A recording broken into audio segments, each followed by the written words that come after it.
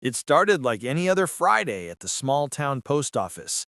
Quiet hum of printers, the soft ring of the service bell, and old Mr. Benton, the postmaster, sorting through the morning mail with the same slow rhythm he'd had for 20 years. Then the door slammed open so hard the bell didn't even get a chance to chime.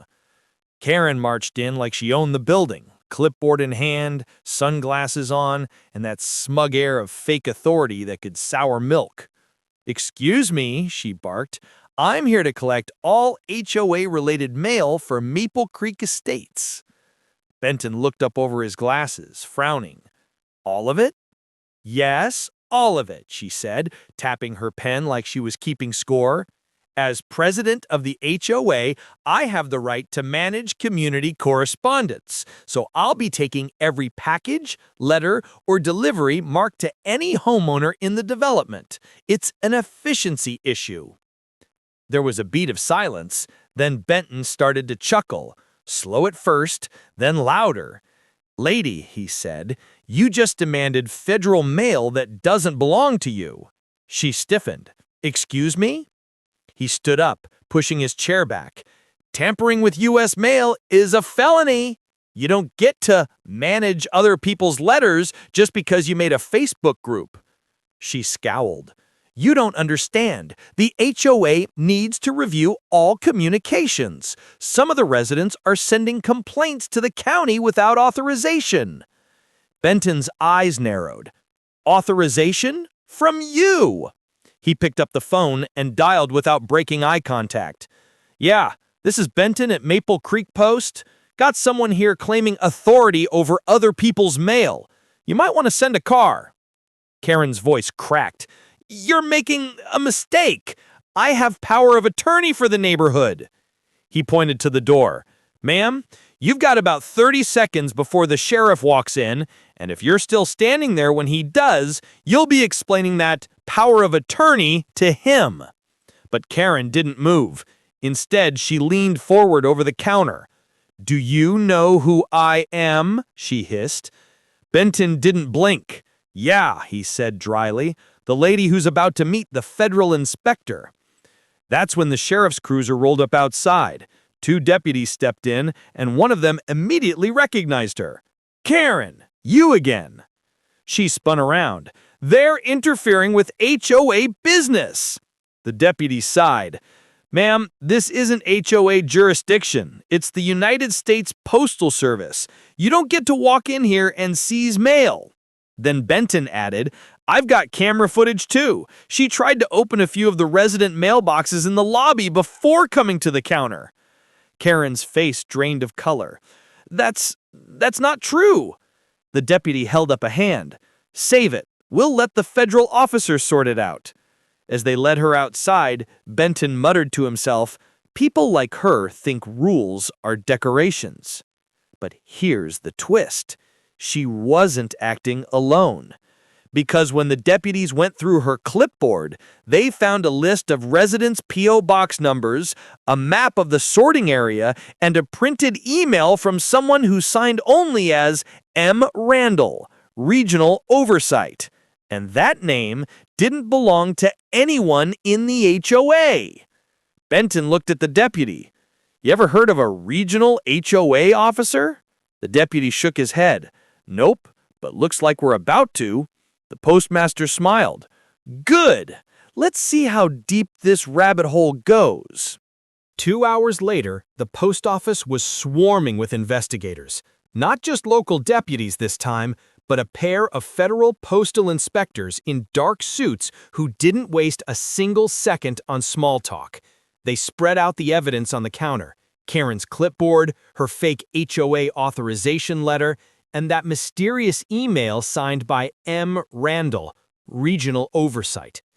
Inspector Graves, a tall man with a calm, sharp voice, turned the paper around toward Benton. "You ever seen this name before?" Benton shook his head. "No, sir. I've been here 20 years. Only oversight I've ever had was from your department." Graves nodded, then looked at the deputy. "And she said this Randall authorized her to collect resident mail?" "Exactly," the deputy said. "She claimed it was part of a community audit, whatever that means." Graves smirked. It means fraud with extra paperwork. The team traced the sender's address from the email header. The location pinged back to a business suite registered to Midline Management Group, a company that supposedly handled community infrastructure consulting. The problem? It didn't exist. The building was real, but the suite number wasn't. By the next morning, Benton's sleepy post office had turned into a command center. Inspectors pulled every HOA letter, tracing identical seals and return addresses from across 3 neighboring towns. The pattern was the same: fake notices, all leading back to this Randall character. Then came the break. One of the letters from Maple Creek Estates had a faint fingerprint pressed into the return flap. When the lab ran it, the name that came back wasn't M. Randall. It was Marcus Randall, a former HOA treasurer from 2 counties over, the same man fired for embezzling funds 5 years earlier. Graves leaned back in his chair. So he's using old HOA records to run a new racket. But the next twist hit harder. The email log showed Karen had been in touch with him for months. He'd convinced her she was part of a regional oversight board, sent her fake credentials, and promised her a cut of the audit collections she gathered from residents. She wasn't just following his lead, she was his recruiter. Benton stared at the screen, shaking his head. "She walked in here like she was running the government," he muttered. "Turns out she's just a pawn." Graves stood, pocketing the fake document. "Pawns still move the board," he said. "Let's go find the player."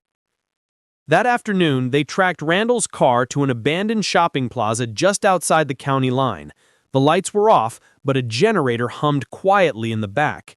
Graves motioned to the deputy, "Get ready. If Karen was dumb enough to walk into a post office, this guy might be bold enough to run a whole scam from behind a mailbox." Inside, the walls were lined with stolen mail bins, hundreds of them, and boxes marked with HOA names from all over the state. Randall was sitting behind a folding table, typing away on a laptop. He didn't even look up when the door swung open. "You're late," he muttered, thinking it was Karen. Graves smiled grimly. "She's in custody. We're right on time."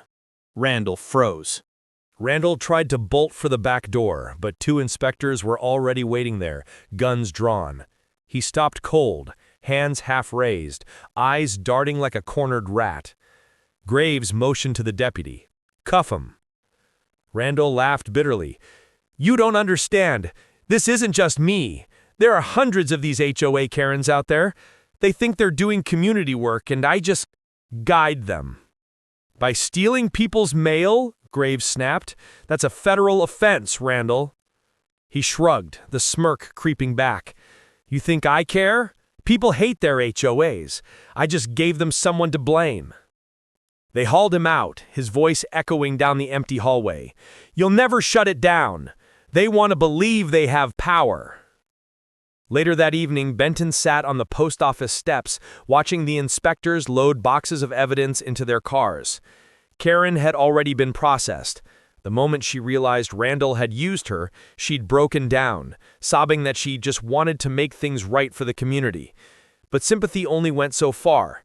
Impersonating a federal agent and interfering with the postal system weren't small crimes. The next morning, the local news trucks arrived. Cameras rolled as Graves gave a short statement. This wasn't about mail. It was about control.